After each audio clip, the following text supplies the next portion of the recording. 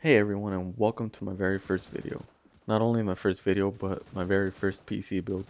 This video will consist of the newest Intel architecture and one of the newest GPUs on the market. This is a budget build coming in under $300 and has the potential to be a console killer. This budget build can play games at 1080p, and the best thing about it is that it is very upgradable. The purpose of this video is to get more people into PC gaming and builds to show that you don't have to go out and spend tons of money on a build. Alright, so let's start off with the processor. We start off with the Intel Pentium G4400, clocking in at 3.3 GHz. This CPU is no joke. It might be on the lower end of Intel's line, but it is still the best bang for your buck processor. I got it for $45 on Hardware Swap. Hardware Swap is a great place to buy used PC parts at a great price. If you're patient enough, you can pick up lots of things for cheap on this Reddit page. But with only 2 threads and 2 cores, the G4400 is still a good pick. It might not have anything crazy like 8 cores, 6 cores, or even 4 cores, but it still packs a punch. Alright, so next we have our power supply. I decided to get the Corsair CX 430.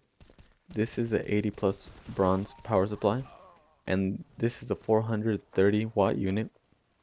Some people might think this isn't enough power for a power supply, but since this build includes a low power consuming graphics card and a low power consuming processor, it is perfectly fine for this build. The reason I chose this power supply is because it is 80 plus bronze certified and it is from a reputable brand. Apart from this, Newegg had a rebate that left this power supply for $20. Other than that, there isn't much to say about it.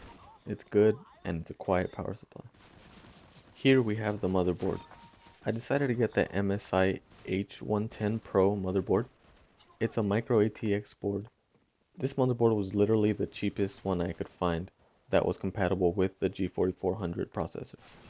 This MSI motherboard supports the newest Intel architecture. The Skylake LGA1151 is the current Intel socket. The MSI H110 Pro has 4 SATA ports for storage and 1 PCIe slot. So you can't incorporate more than one GPU in this, but that is not what we're looking for. And this motherboard fits the exact description we're looking for. Something that's versatile, upgradable, and cheap. The one downside to this motherboard is that it only supports DDR4 at 2133 MHz, but it's still a good board to start off with. I found this motherboard on Newegg for $40 after a mail-in rebate. So now we have the RAM. I went for the Patriot Viper Elite 2x4GB. The RAM is clocked in at 2133 MHz and works great. There's not much to say about it. It works like it's supposed to. This specific Patriot Viper RAM looks really cool though. This RAM is usually $45 on Newegg, but I found a deal that took off $5 and got it for $40. It's a pretty decent deal to fill up our motherboard which only has 2 RAM slots. And maybe on Hardware Swap we could find something cheaper if we were willing to wait a little bit longer, but this works. Next we have the case. I chose the XION Gaming Series 310. I chose this tower because of its versatility. Being a mid tower makes it very versatile with different motherboards that it could fit. Every part that I have fits perfectly in this tower. I think the fan with the LED in the front looks really awesome, and getting it for $17 on Newegg after the mail-in rebate, I thought this was a steal. There are 2 small drawbacks to this case though. The positioning for the hard drives are a little awkward, and apart from this, the cable management isn't the greatest. It's a bit messy, but it works perfectly fine for our build. And next, I chose to buy a hard drive. And the hard drive I got was a Seagate 250GB hard drive. I was gonna go for a SSD, but they are significantly more expensive than a hard drive. But since this hard drive was only $10 off of Hardware Swap, this was super cheap and I plan to add more in the future. Since the motherboard supports 4 SATA ports, a hard drive is always upgradable and can be added at any time. And last but not least is the graphics card. This was the most expensive part of the build, but it definitely carries the whole thing. This graphics card gives the PC the ability to play AAA titles. It is the GTX 1050 Ti, the super clocked edition.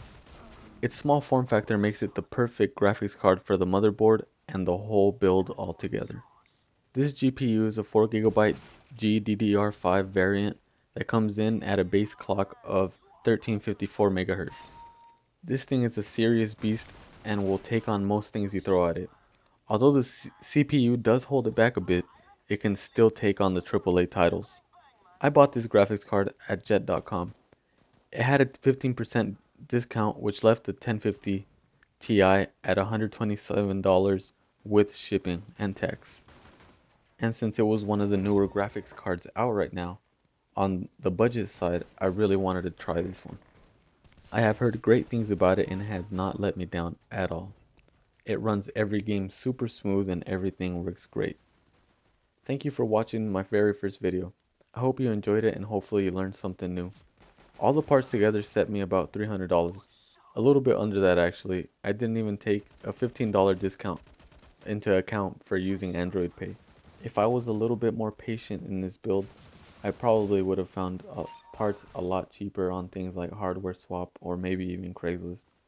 But still, $300 is a decent spot. Stay tuned for the next video this week. I will be uploading a benchmarks video to show how the system plays and works.